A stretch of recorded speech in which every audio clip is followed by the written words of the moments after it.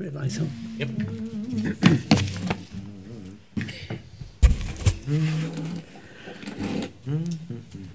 Welcome to the North Ogden City Council meeting this evening. Meeting will now come to order. We'll begin this meeting by an invocation and pledge of allegiance by Council Member Swanson.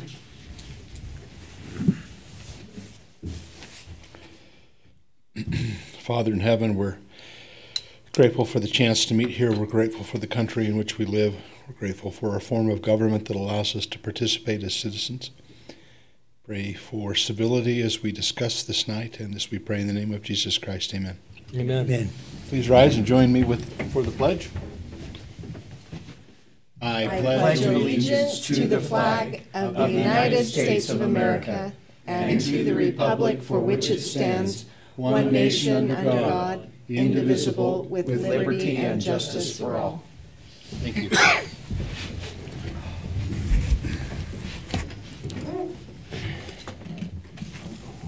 We'll now start with the consent agenda discussion or action to consider the January 16, 2018 City Council minutes. Any discussion or corrections? Mayor, I'd move that we approve the consent agenda. Second. It's been moved by Councilman Swanson to approve the minutes, and a second by Councilwoman Fossen. All in favor? Aye. Aye. Any opposed? Motion carries. The meeting is now open for public comments.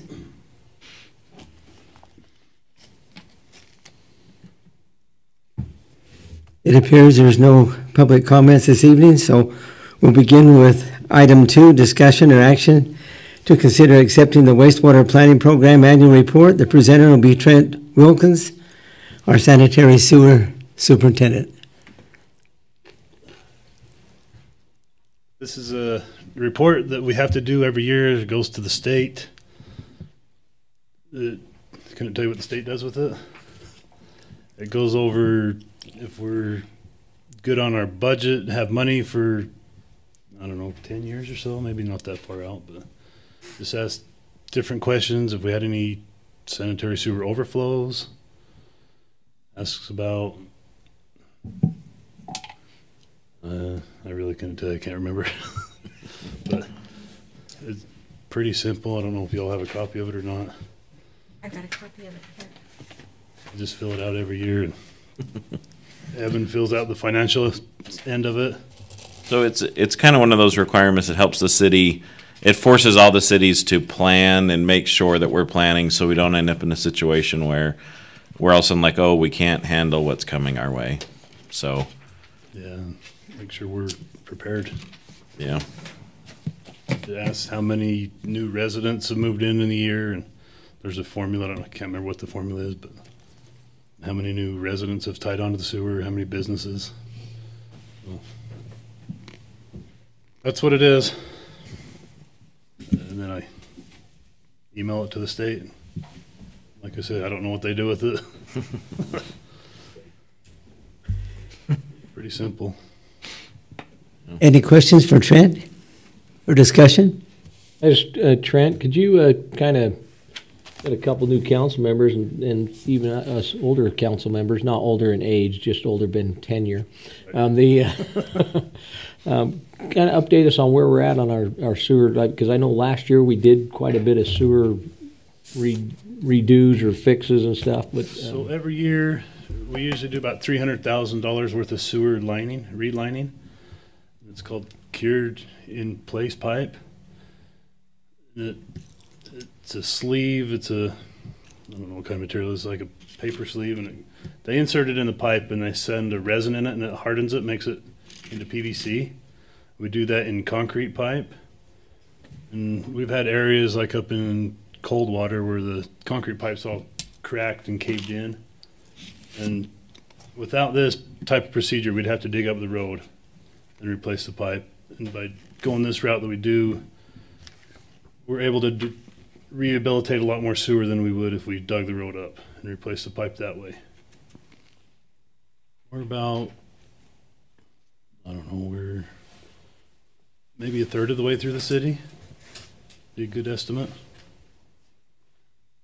As far as relining all our concrete pipe. And doesn't it give us like another 20 or 30 years on the pipe, something like that? It's up to 50 years. 50 years now, okay. Yes. So when did you start this project of relining the pipes? How many years ago? It was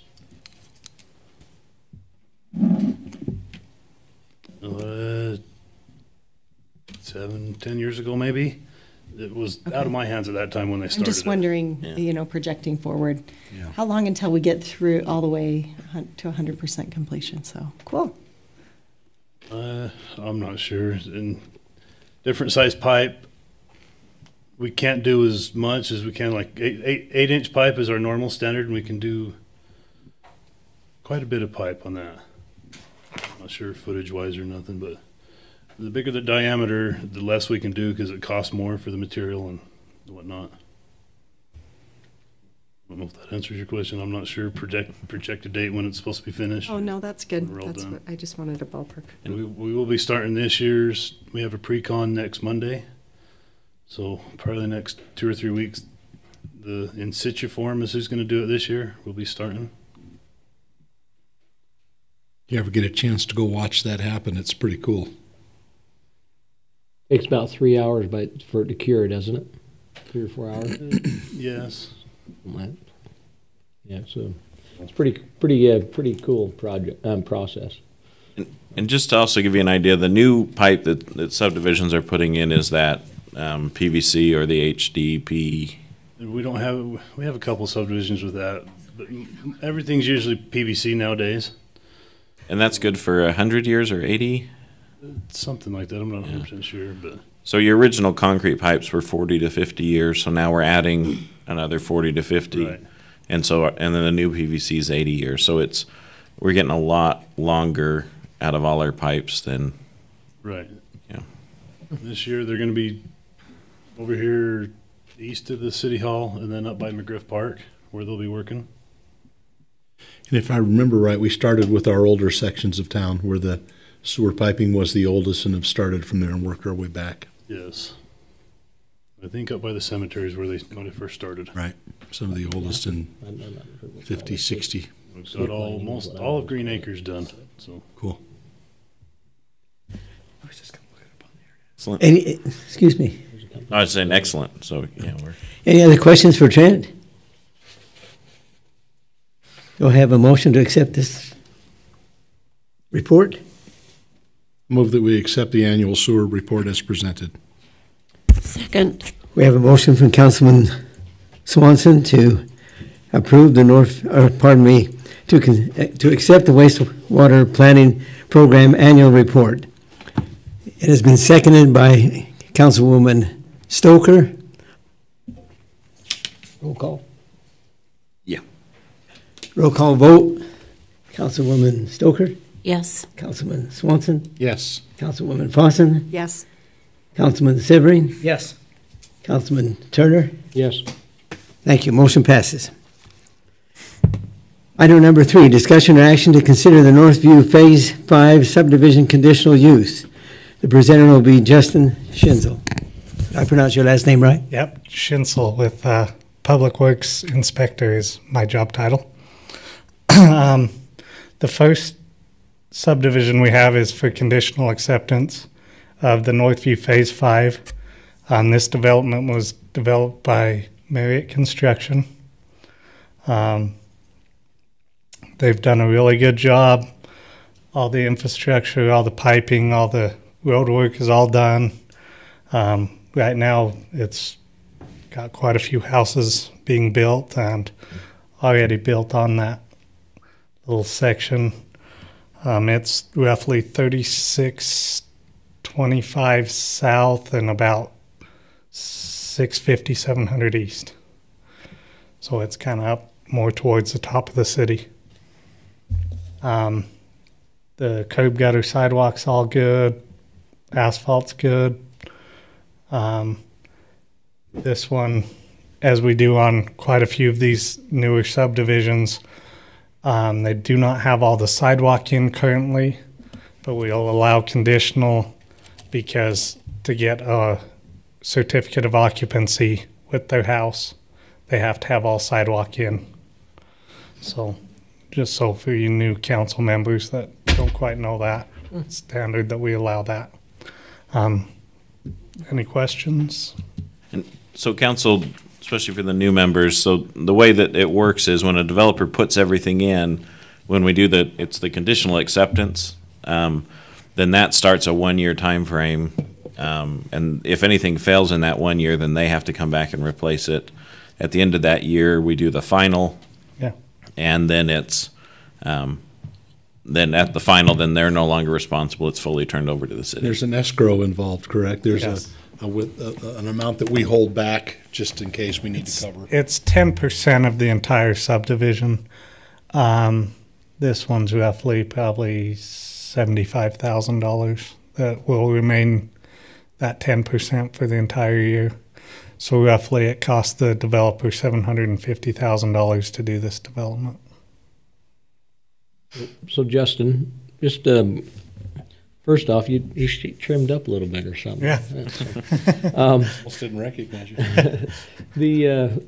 Who is responsible at the conditional use at this time for like the road maintenance, in the sense of, they got all these other houses going on and they could be other contractors and they get mud and rocks and it damages the asphalt. Who would be responsible for that?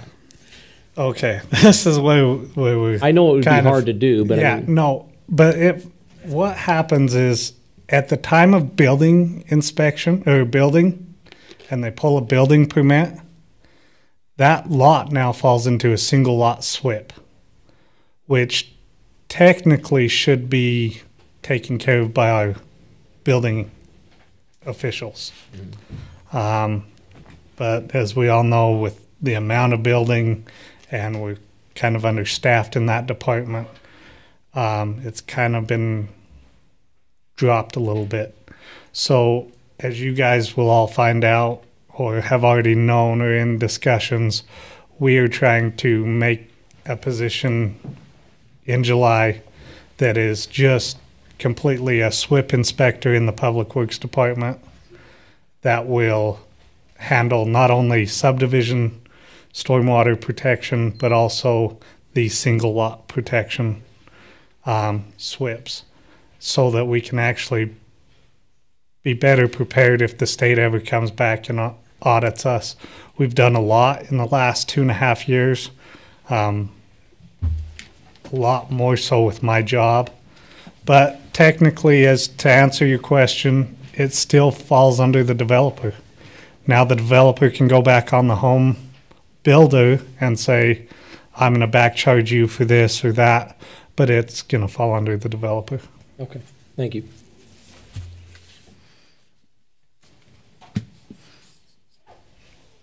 Any other questions for Justin? Come on, Phil, make a motion. I got to do them all. Yeah. I moved it. Phil makes all the motions. Mayor, I move that we approve the conditional use permit for Northview Phase 5 subdivision. So it's technically conditional approval. Conditional Yeah, our approval. agenda. Sorry. Okay. Yeah, Let me change that. it's something I should have caught. So let me change my motion then to give conditional approval to Northview Phase 5 subdivision as discussed. Second. We have a motion for Councilman Swanson to consider the Northview Phase 5 subdivision conditional use. Second by Councilman Turner. Any other discussion? Okay, start with a vote. Councilman Swanson? Yes. Councilwoman Fossen? Yes. Councilman Severing? Yes. Councilman Turner? Yes. Councilwoman Stoker? Yes. Motion approved. Next item, don't leave. Discussion or action to consider Story Farm subdivision conditional use. Presenter again, Justin Schinzel. Public Works Inspector. So this was just actually a small subdivision. It's only the 2 middle lots.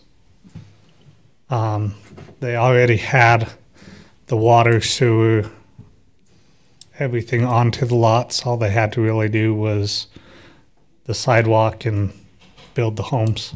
They built the homes, the sidewalks in. Everything went really well. There was no major issues. The road was existing. It's right there on 950 East, right off of 2850.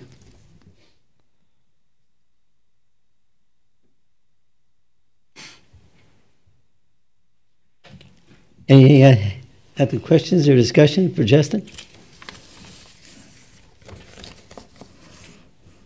We have a motion on this one? Bill's Is doing this them all one the- tonight. Mayor, I'd move that we approve the conditional, give conditional approval to the Story Farm subdivision. There's a motion by Councilman Swanson to consider the conditional use of the Story Farms subdivision. Second. Second. Second by Councilwoman Stoker. Begin with the vote.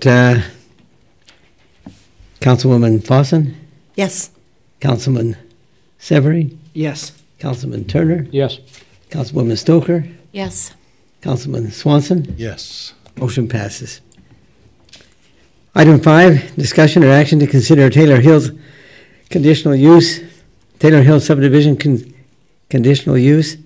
Presenter again will be Justin Schinzel, Public Works Inspector. So this is a extension off a mountain road, roughly 3,300 and almost 1,300 east. This one was just the 6 lots, 7 lots.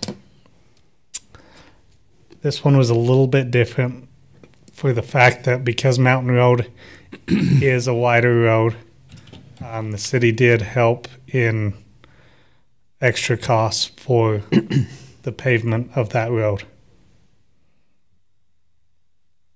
That's a standard we have.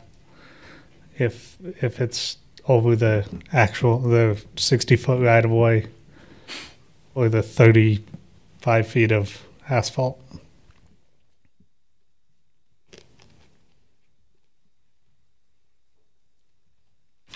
Any other questions or discussion for Justin on this item? Have a motion on this one? Mayor, I move Thank you. that we approve conditional use of the Taylor Hills subdivision as discussed. Second. We have a motion to consider the conditional use permit for Taylor Hills, and by Councilwoman Fossen, a second by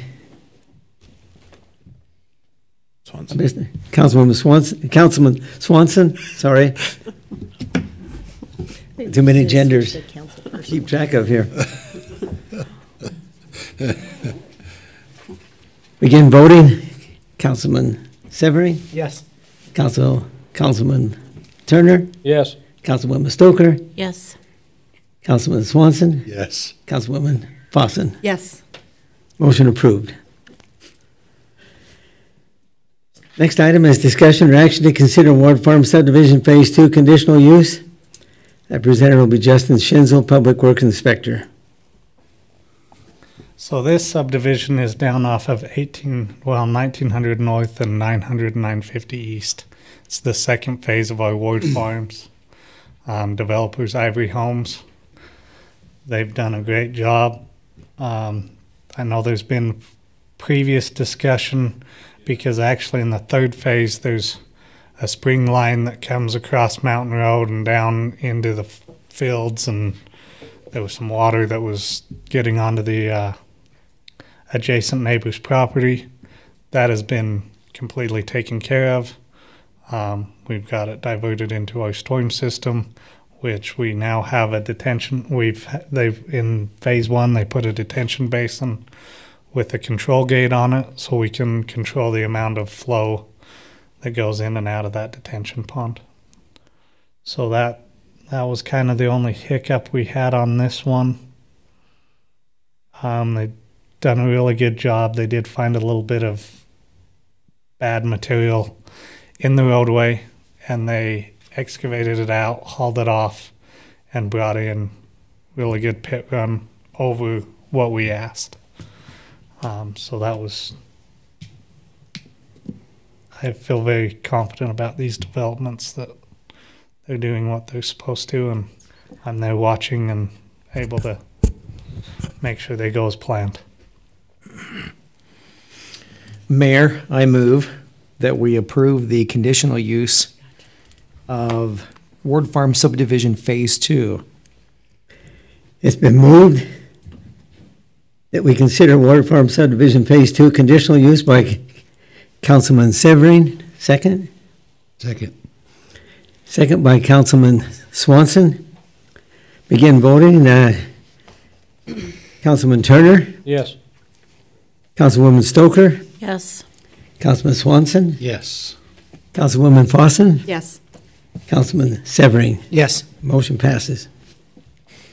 Mayor, can I just, Justin, I appreciate what you do, and you'd mentioned that you're, for the budget upcoming, you're looking at for a position for a SWIP inspector or a stormwater pollution prevention inspector, and I just, to let the council know, the federal government's been coming to, and the stormwater people are out of Denver. They've been coming to Utah every month, usually once a week anyway, and they've been going and inspecting and auditing municipalities and contractors, and if there's a violation, if it's like on my job and there's a violation, they would cite the contractor, but then also cite the city.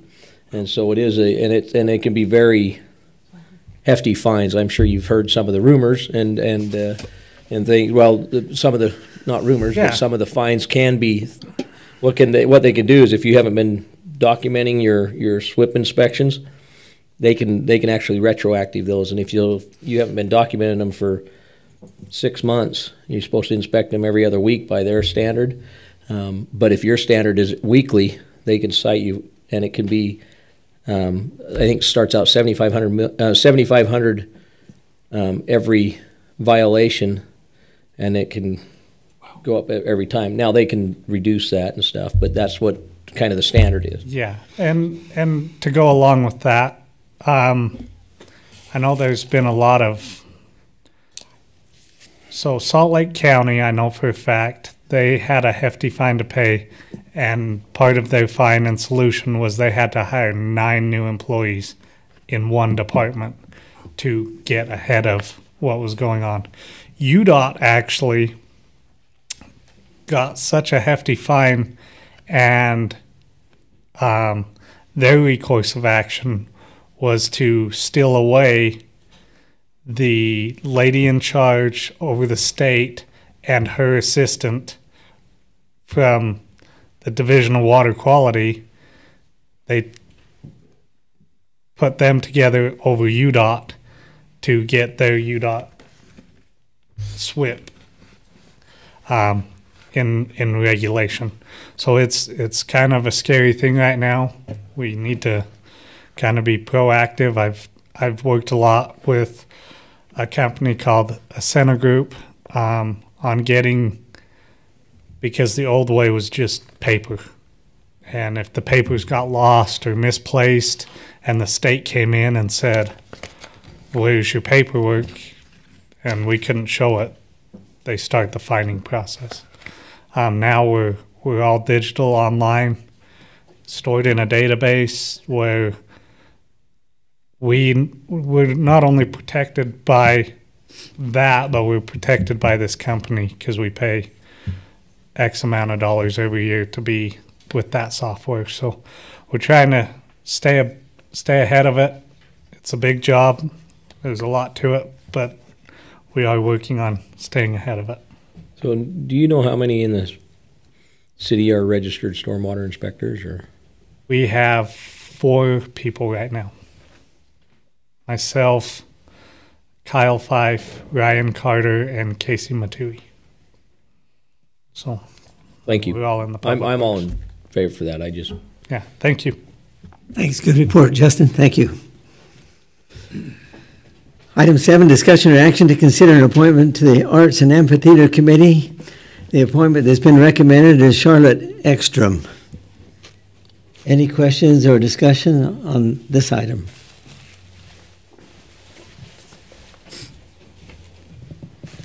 Mayor, I think Mrs. Ekstrom would be great in this committee, and she does live right in that Barker subdivision and has some neighborhood input. I also wonder if we might leave another slot open. I know that there has been some discussion about possibly having another member from the neighborhood take part in that committee if they're interested in participation. What are the other? Is there room for another person? I mean, how many's on the committee now? In addition to Charlotte. Annette, do you know how many's on the committee? Or? About 15. And we're not limited on that committee, are we? So we can have as many? Is it possible that we could leave it open, or is it like an application process? No, it's strictly up to the council. I'm just wondering if we could just make an open invitation to members in the Barker subdivision for participation, if they are interested. Well, do we need to limit it that, or just I know. whoever would be even in the city would be interested? I think Scott Barker's on. Annette, isn't Scott Barker on? And Randy Wynn. I know Scott, I think, is part of the. Scott? He's part of the Barker Park committee. He's not. I don't believe he's part of the amphitheater committee. Okay. But Sarah, I'm fine with that. From my standpoint, I'm fine with leaving it open. So how do we? I know that we had talked and suggested possibly Aaron Christensen. He's interested. He may not be interested, but we had talked about that, and so, and I'm fine with leaving it open so more people could be on it. Sometimes the more the merrier. Sometimes. I wonder if how we let people know, like if we post that on the website and say there's an open position, or. Well, I think having the spot open for additional individuals from the community, from that particular neighborhood, is a wise thing to do. I think we do need to have some limitation, though. They're all public meetings, so the members of the public can come and comment. With any interest, if we just kind of leave it as a wide open committee, we could have 15 at one meeting and we could have 400 at the next. And a committee of 15, 16, 17 is difficult enough to get things done. If we have a committee of 400, then we'll never get anything done. And so I would say we limit the committee. I'm happy with the recommendations, and then we make the efforts that we have in the past to get the word out that the committee meetings are being had, and the public is always welcome to those things. What do you think about creating 2 additional open seats or something like that? You don't think so? I think it gets too complicated. Too many opinions. Too many chiefs and not enough Indians. So what would you recommend, Cheryl? I think, well, like you said, the one, and then leave the other one open. Leave one open. Mayor? By application. No, just There actually is, everybody sits on the committee, but within that committee, they each are assigned to different parts, like the building, the ticketing, the fundraising. There's like 6 subcommittees. Advertising. Marketing. So it might limit it a little bit in that regard because you need the positions for the function. I think leaving a spot open specifically for additional neighborhood involvement is fine by me. Okay. So how do we need to make a motion for that, or do we need to? No, it's an open committee. We can just Okay. put the word out. Let us know who you'd like to serve on that committee, and I came tonight because I was told that they wanted me to serve. So if that's what you're asking me to do, I will do that. we can do it now. We can, Well, let's include Aaron's name now. I'm happy with that. okay, That works. So we need to So do make we a need- motion for both. No. right. Phil, make a motion. Well, let me write it down here in my notes, okay? And then, let's see, I can only write so fast because I usually type, Mayor, I would move that we approve the appointments of Charlotte Ekstrom and Aaron Christensen to serve on the Arts and Amphitheater Committee. Second. Okay, we have a motion by Councilman Swanson to consider the appointment on the Arts and Amphitheater Committee of Charlotte Ekstrom and Aaron Christensen. We had a second by Councilwoman Fossen. Begin roll call voting. Councilwoman Stoker, Yes. Councilman Swanson, Yes. Councilwoman Fossen, Yes. Councilman Severing, Yes. Councilman Turner. Yes. Motion passes. Next item is item 8. We'll turn the time over to Evan Nelson for budget introduction.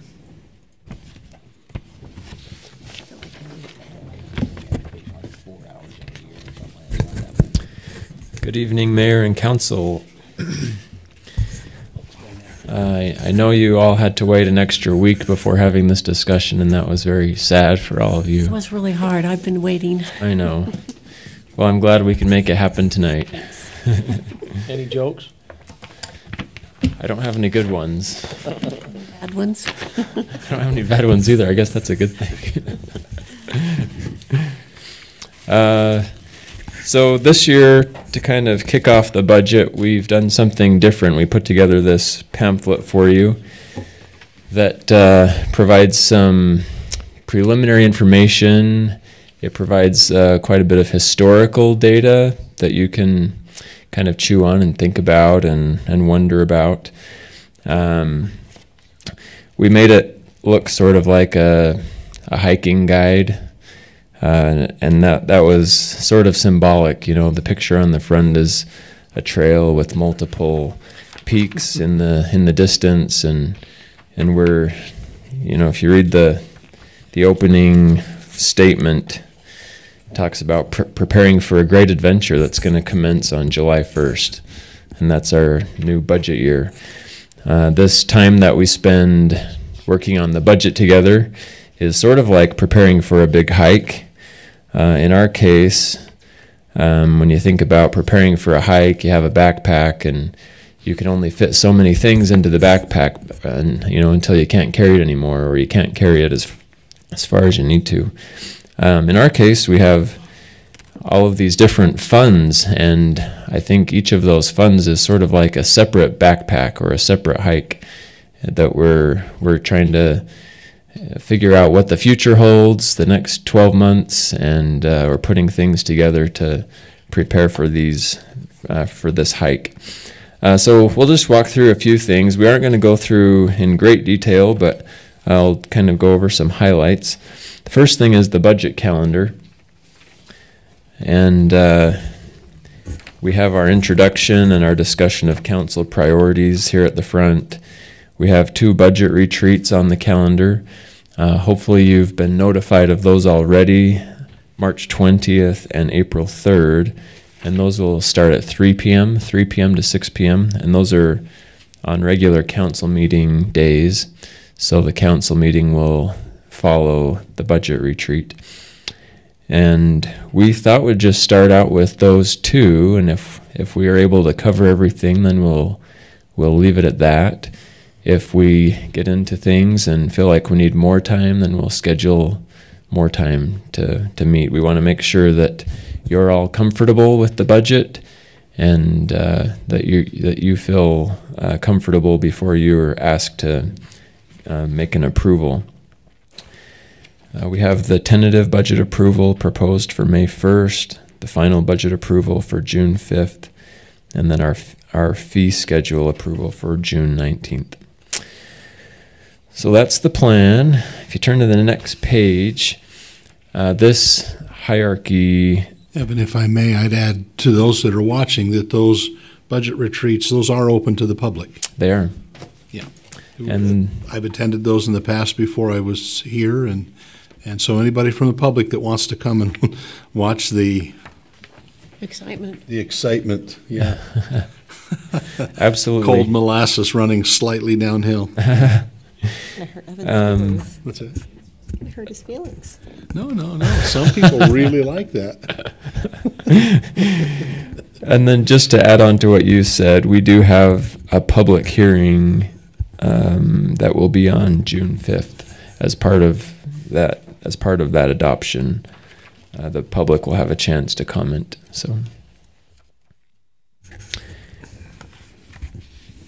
So the next page shows a diagram of the city funds.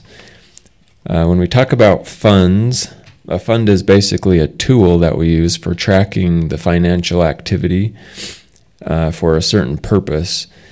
Sort of like a pot of money. The money goes in, some of the money goes out, some of the money stays in the pot, but that money is specified for a certain purpose.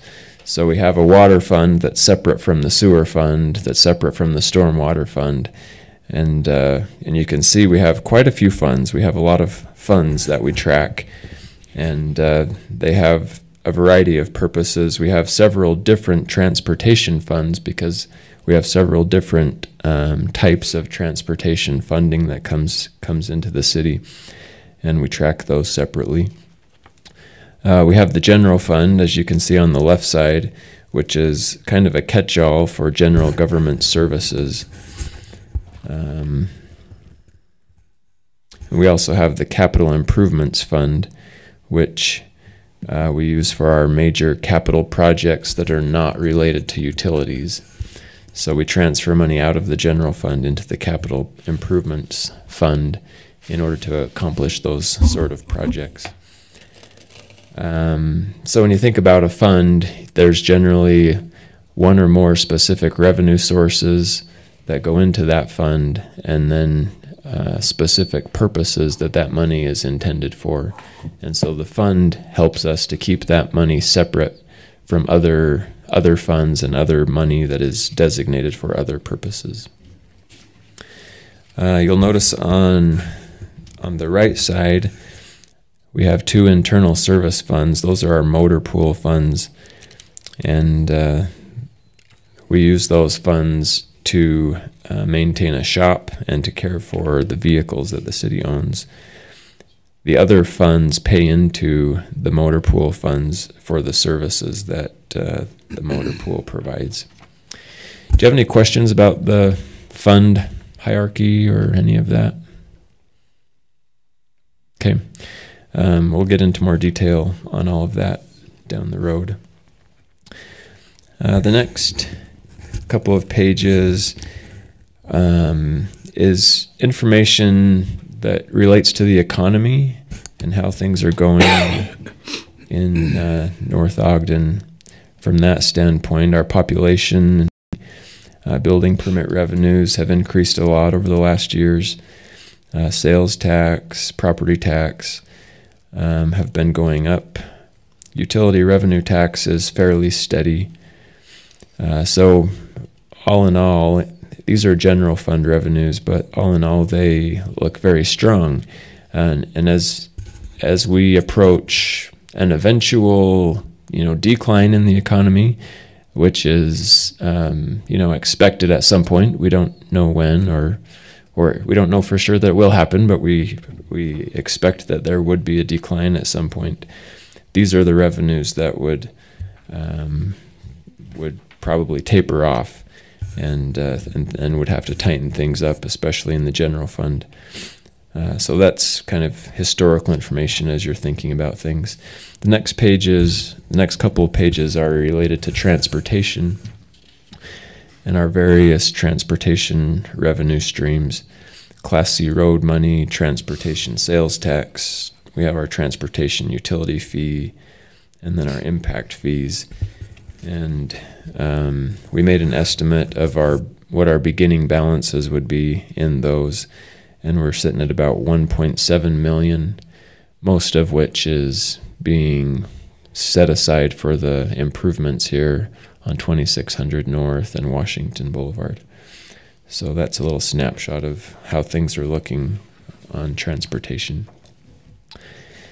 The next page shows some pie graphs for the general fund. The first one is the general fund revenues and the sources of those revenues. The majority of those revenues in the general fund are from taxes. And then the second one is expenditures. What percentage of our expenditures go to which departments? And so you can see how that's broken down and where it basically shows where our priorities are. We've shown what's important to us and how important it is by the amount of funding that we put toward it. And a lot of that relates to the number of employees as well, as, because the more employees in a certain department, then the more expense we would be putting toward those services. May I ask a question? Sure.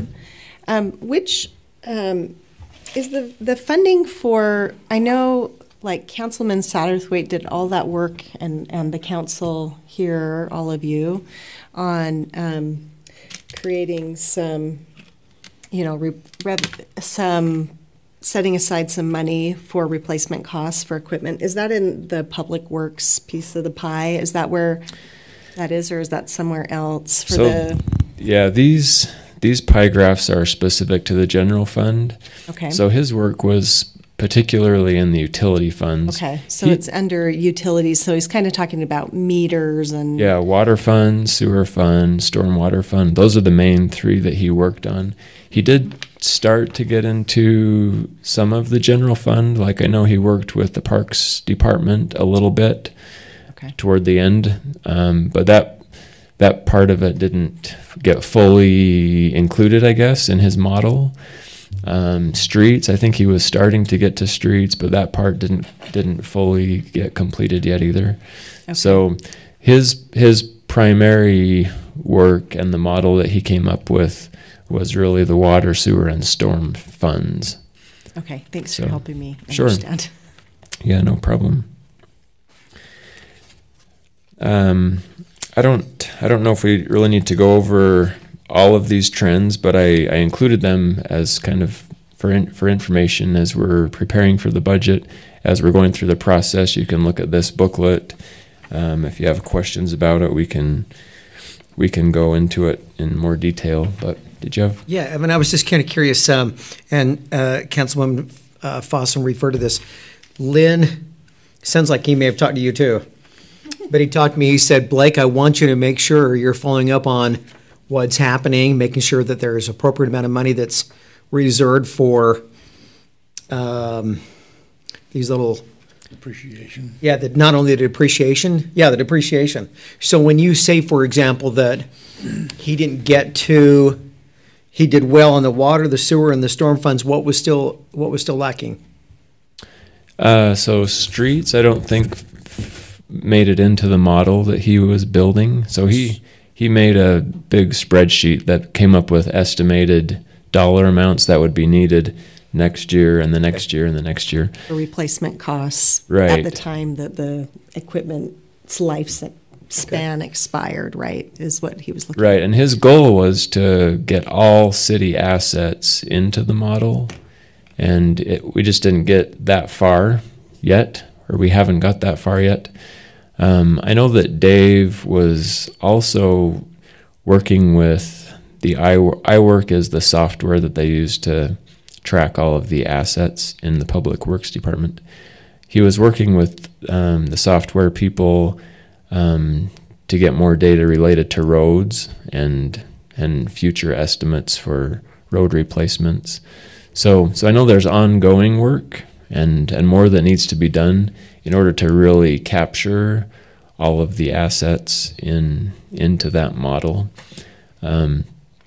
We were focusing especially on the public works, infrastructure, and we were using that data to try to set utility rates where they need to be in order to be able to fully fund future replacement of the assets in each of those funds. And when we did that last year, the numbers that came out of Lynn's model were very high, and we adjusted utility rates, but we didn't adjust them nearly high enough to fully fund what Lynn's model was recommending. So because it was too high? Yeah, it was very high. Well, you've got to balance, like, is it fair to tax people to put money, how much money do we tax people for to put in a savings account and not use it for current needs? And so I think there has to be a balance between collecting too much from people and collecting a reasonable amount for a reasonable replacement cost, at the time we can. So sure. I think there's...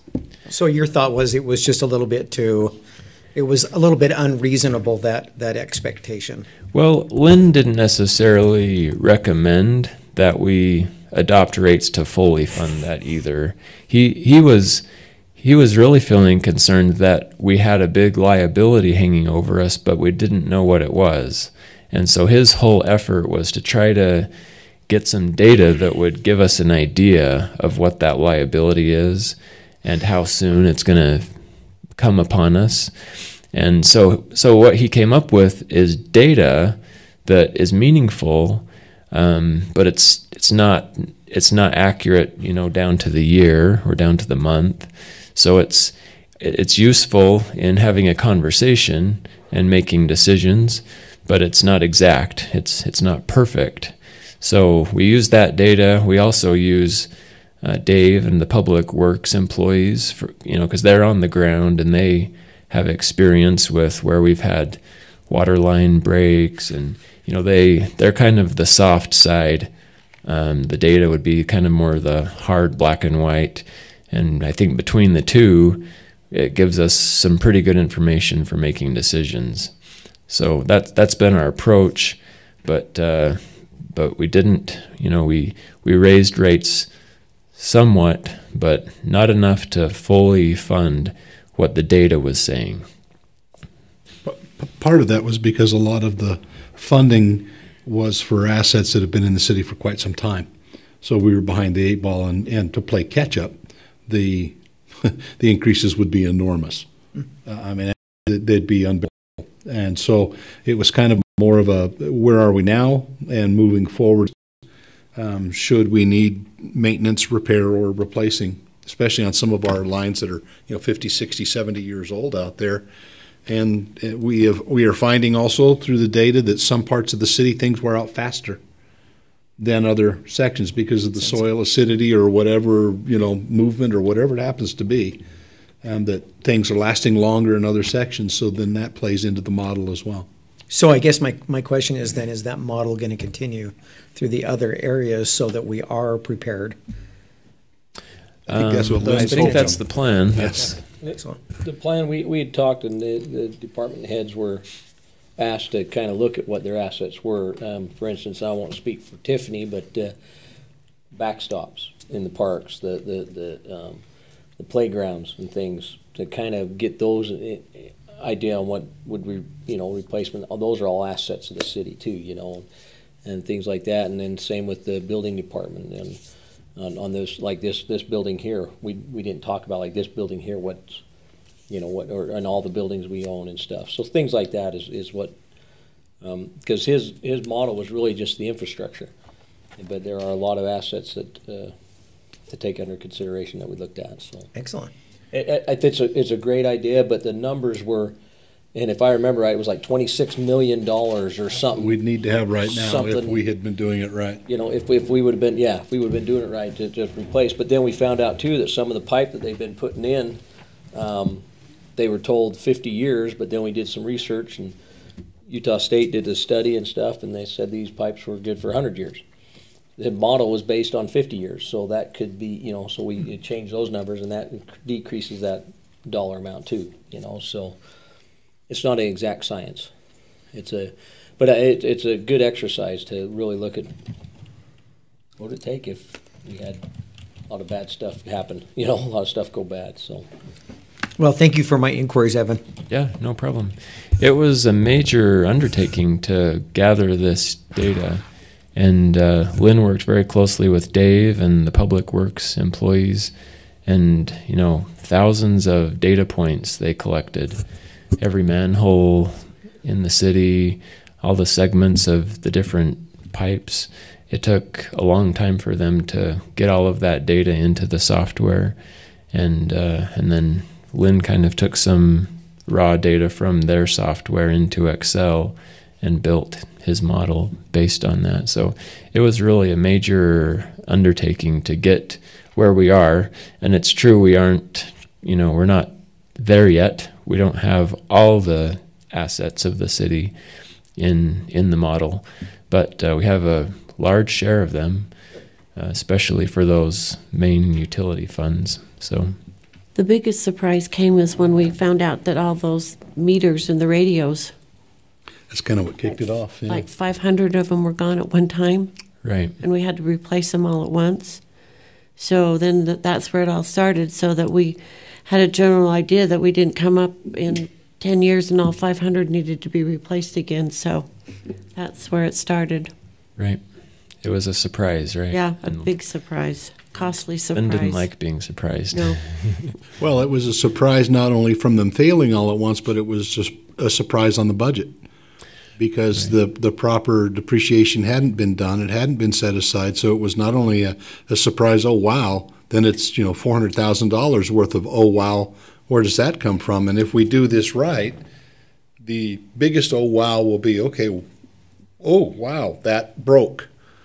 But it won't be a big surprise. We will have been putting money away so that financially it's like, okay, we prepared for this. Right. And it's not a big surprise to us. We don't have to do as many cities, most cities I think in America today do. They bond for those kinds of things. You just kind of fly by the seat of your pants. Right. You have a major infrastructure break and you bond for it. And then you increase utilities at that And then you time. increase utilities and you pay in interest and everything else. And I know one of Lynn's stated goals was that as much as we possibly can, we avoid that. Right. And I think it's a great goal. Sure. So that's the direction that we are heading. So we are working on updating the model for recent growth. As time goes by, there's always more infrastructure to add, so it's really never done. We never get to a point where we're done creating the model. So we're working on getting it updated to a certain point so that we can utilize it in our budget discussions coming up. You'll notice the last couple pages of this booklet are specific to the utility funds, and we took the annual expenditures in each of those 4 funds and divided by population so that we could see what the cost per resident is. And you can see that costs are increasing over the course of time. There are some spikes you can notice around 2013-14 that are related to the Public Works facility. That was a major outlay of cash. But kind of ignoring those, there's still a general upward trend in the costs to provide these utility services. And a lot of that's related to like Weber County Sewer going up. Yeah. A lot of that increases, it's passed through. It gets handed to us, we have to pay it. Right. And the same for Storm Fund with the EPA changes and some of their tightening of rules. It changes what we have to do, and our costs increased. Sure. Because of it. So, Evan, do we have a projection at all on 2018 as far as like if the sewer district's going to go up, or if the and then also with the recycling issue that's going around, is that going to change too, the cost to the residents and stuff, or is that? Yes. So recycling has already started being charged to the city, and we have not adjusted our rates to account for that. We've just been absorbing it in the solid waste fund. So that'll be part of our budget discussion, is how to respond to that. I think it was, what, about $26,000 in the current fiscal year of an increased expense. And that's just for October through June, so it's not even the full year. So we'll have to, deal with that and figure out how we're going to meet that expense. Based on that number, 18,000 residents, we're about almost $2 a resident is what it's gone up. Yeah. Yeah. Well, that's more per 6,000 household. houses. Yeah, so About $4 a house. yeah. Yeah, so we'll take a look at that. We'll see what the options are, and that's what we have to deal with. The market for recycling has changed, and so we have to decide if that's the service our residents want, then what is the cost for us to be able to provide that service. So that's kind of how we look at it. And When you come to the budget, I don't know who would be, if it would be you or maybe give us the options of discontinuing the recycling, if that would be okay, less expensive. I'm not advocating that. I don't want to sound like that way, but right. With that cost, I mean that's a Well, and hefty also- cost. So just Yeah, a thought, and just looking to at see other what our providers. options are there. Right. Well, we do the garbage and we do the recycling, and we'll show you what the costs are for both of those services, and you can kind of compare and see what you feel like would be the wisest Because even way to garbage is approach going it. up. It probably will. It generally does. Well, almost what you can recycle anymore is nothing compared. You're throwing most of it in the garbage can anyway. Well, a lot of the recyclables that are collected does end up in the landfill. So So there's it's to be looked at because it's very limited now what you recycle. right. But I'm sure we can find a good solution. That's why we have elected officials and staff. We all try to work together to figure out what the best approach is, and hopefully between all of us, and if the residents have input, we're happy to hear what they have to say too, and we'll do the best that we can with the demands and the restrictions on what we can do, and with the changes in the market. So. Your other question, what was the first part of your question? I don't remember. Oh, it was M&M. the sewer district. Yeah. So the sewer district fee went up about 3.5% January 1st of this year. Oh, this year, okay. So we think we're going to be okay in the current year budget, but I think Dave said he expects it to go up about 6% next January. So we'll incorporate that into the budget as well, and I think they're planning on 6% for the next several years. They had a big, I don't know if it was a fine or something. They had something hit them pretty big that they had to increase some stuff. So. Yep. So on those we don't have a whole lot of say. We have to pay what they approve as part of their process, and I think you're right. A lot of it is related to regulation. Regulation has changed a lot in the last few years, and so they're trying to respond to that, and they have to pass it on to us. Any other questions on this or anything else related to the budget? This was awesome. I spoke It with really was. Thank you. Really awesome. Good. I hope Was it's this in the budget last year to pay for this? No, we found a place. Came out of Will Tiffany's this be bonus. available online? So Shouldn't you people beat can us this see week? It can be. We have an electronic version of it, so That'd be good idea. It's not. okay. Yeah, Shiny. we can put it online. So I don't know if you're ready for the next agenda item. Yeah, please move on to item 9. Is that okay? So we kind of did this introduction, but we wanted to give the city council members an opportunity to provide any direction to us as we're putting budget figures together. If you have, projects that you think are especially important, or funding priorities, or, positions that you think we need to add, or we just wanted to give you a chance to tell us what you're thinking so that we can try to incorporate those ideas into our numbers and then have those options to be able to present when we have our budget retreat. So this is our turn to listen, I guess, and you can let us know what you're thinking. Standing up, not so I can look down, I tweaked my back this weekend. Standing up sometimes is better. So one of the things that I've been thinking about, and I was actually thinking about last year during the budget retreat, is we have several employees, some that have retired and they're coming back and working part-time that we're going to have to replace. And then there's some that are getting close to being retired. And it would be nice to know, I don't know if we'd be able to approve a lot in this budget year, but at least plan on what we're going to be able to do and what we're going to need to replace some of these employees that are, either promote within or we have to hire out. I know that, for instance, Gary Kerr is part-time, and I think he goes into full retirement at middle of next year. Is that right, or do we know? He was just going to be here a year, I thought.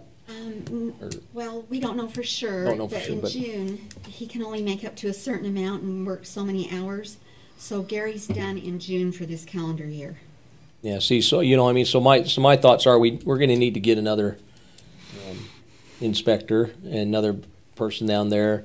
I know that there's several others that are getting closer to that retirement time, and I just would like to.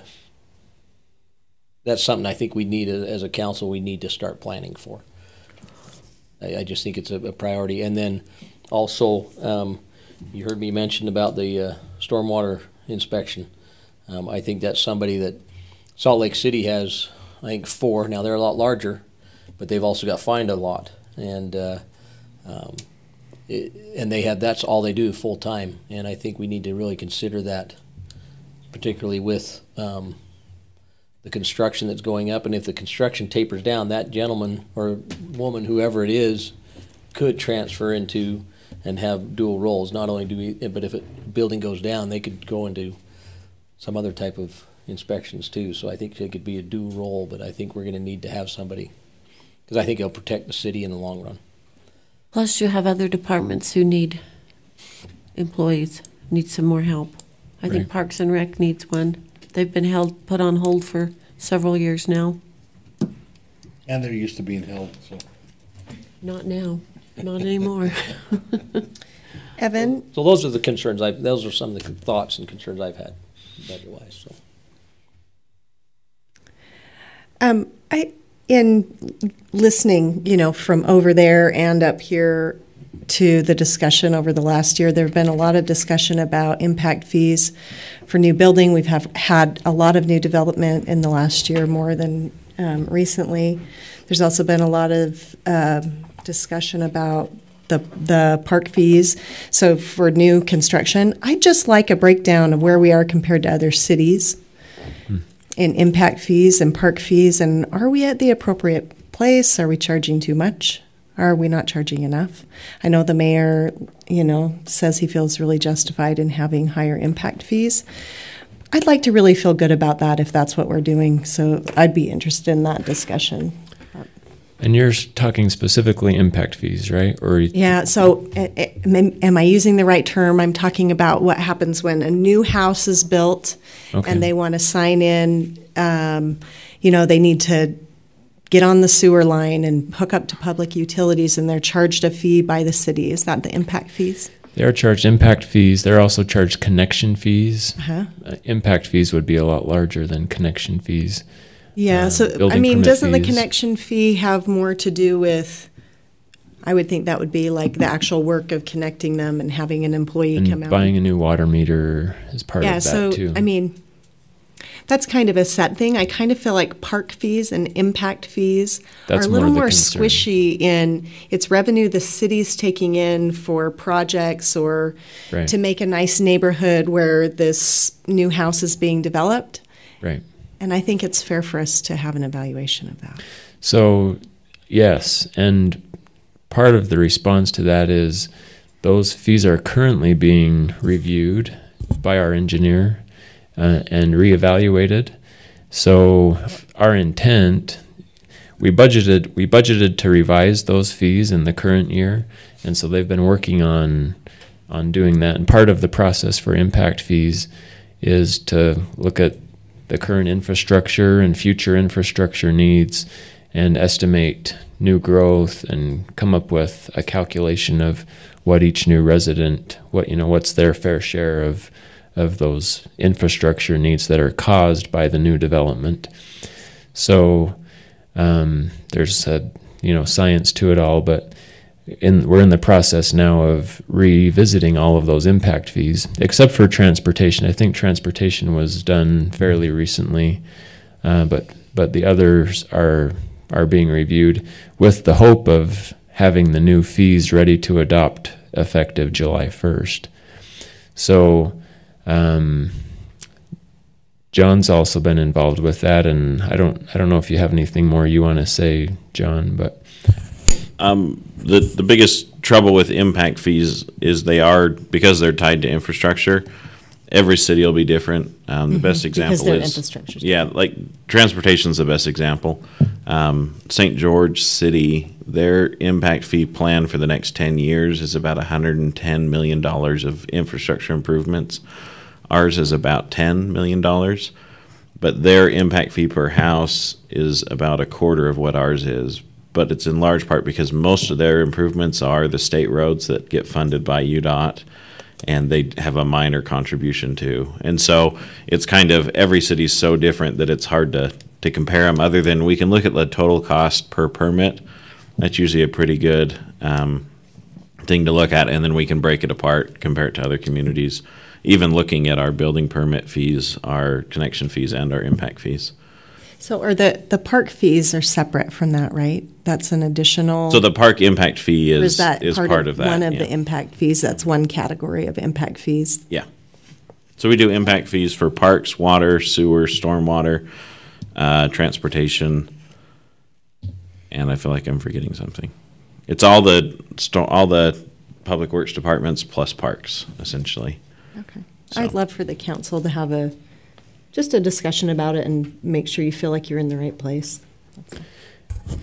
And also, when these studies are complete, does the council have to approve those, John? Or the council is the one who sets the fee, and what the impact fee study says is this is the maximum the council can charge, and so the council can approve anything less than that if they'd like to.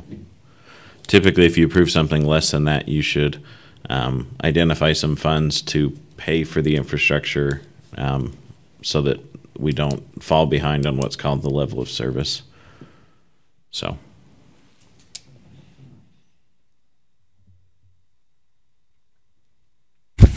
Any other wish lists coming from the council?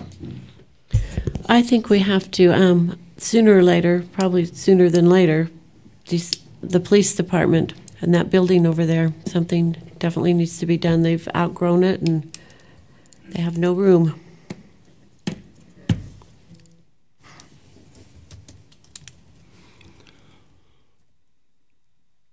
Along those same lines for the public safety folks is once again a need to look at the salaries because of the pilfering that's going on from, I had a conversation with someone within Weber County Sheriff's Department today, and they're looking at increasing their salaries so that they don't lose people, which means that puts them in more competition with communities like ours, and Salt Lake and UPD and all these others that are on these massive hiring frenzies at very attractive salaries. We have to look at, from a salary standpoint, do we want to have a retention strategy or do we want to have an attraction strategy? And in my opinion, a retention strategy is going to kill us we'll end up having a police department of very fine officers who are very inexperienced, and that leads to tragedy and difficulty. And so that's something we have to try to find a way to address to keep those good long-term officers here. Okay.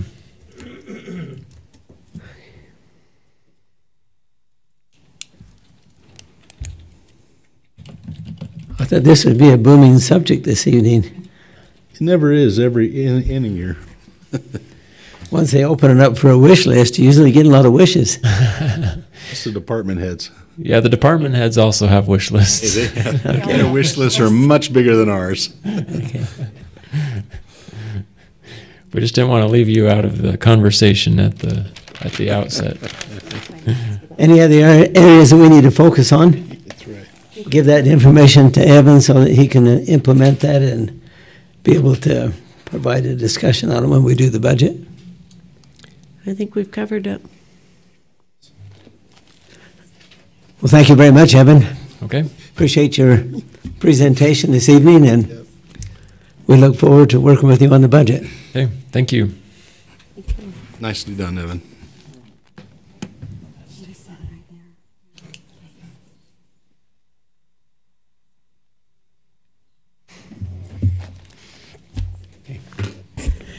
The meeting is now open for public comments. As you approach the podium, please state your name and address.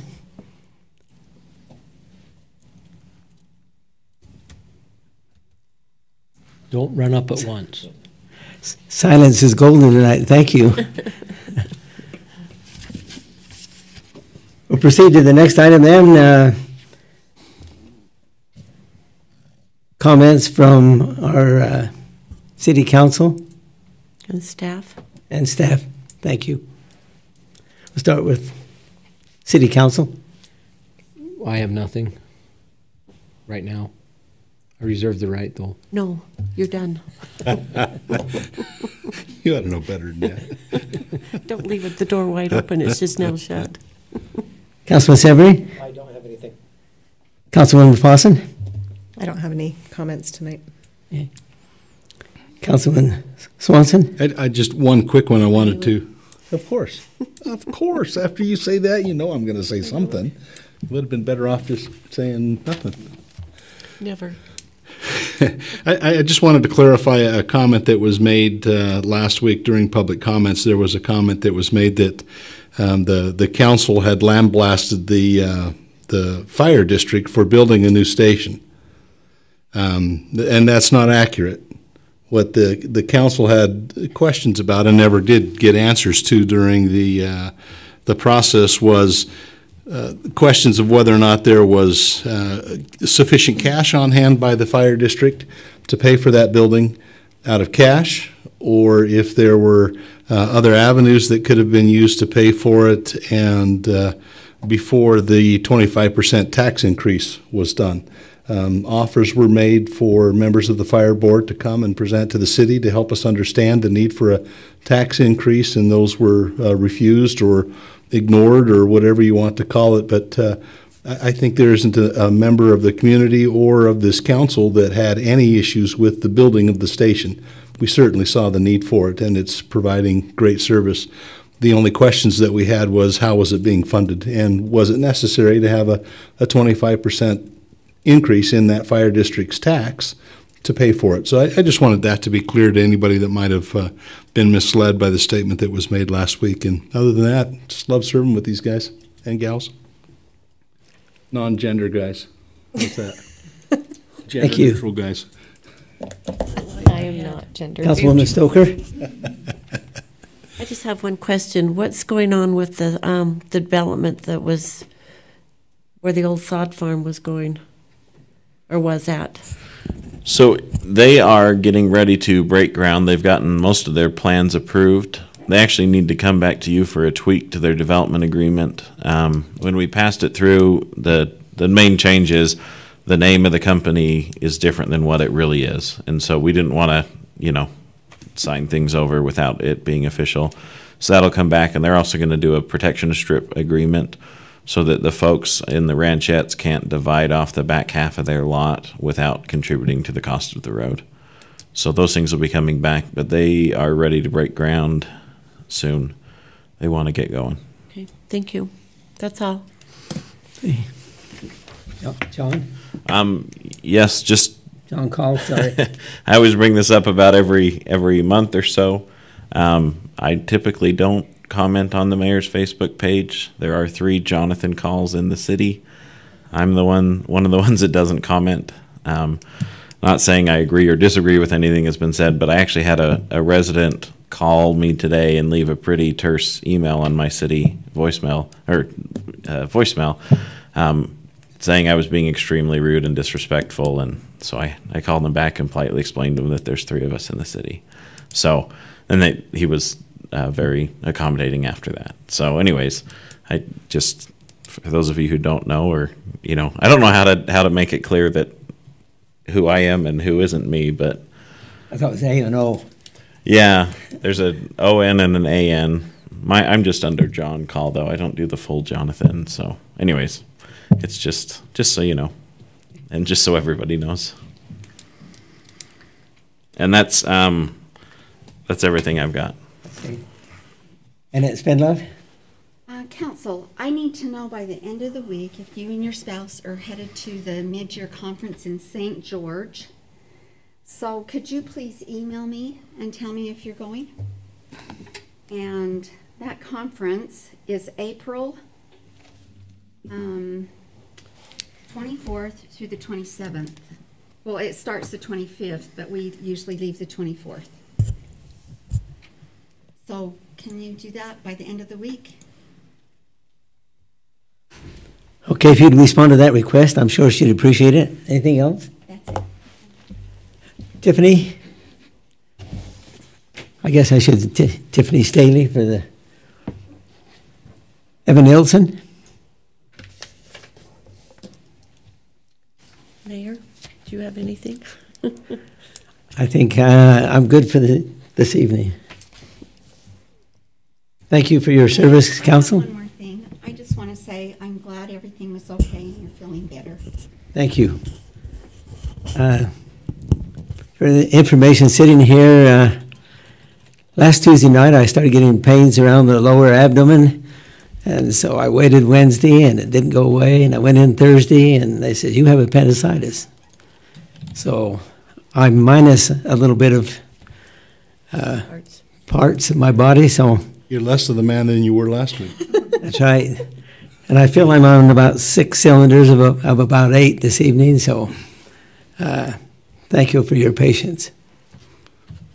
Mayor, before we adjourn, I'd move that we go into a closed meeting, a short closed meeting to discuss imminent or pending litigation. Okay, it's been moved that we go into a closed meeting to discuss pending litigation. Second. Second by Cheryl Stoker. The motion is by Councilman Swanson. Vote would be Councilman Swanson. Yes. Councilwoman Fossen. Yes. Councilman Severing. Yes. Councilman Turner. Yes. Councilwoman Stoker. Yes. Motion approved. Take a short recess. Take a 5-minute recess or something. It's this room. I got kidney stones after I spoke 3 weeks ago. Is this your first time? Oh, Aaron. Yeah, see, I've been through it 3. You want to compare sizes? Gross. My last one was 9 millimeters. Oh, it was Say 2 centimeters, because that doesn't sound bad. marble. That's what it was. It was a dang marble. That's massive. And it hurt.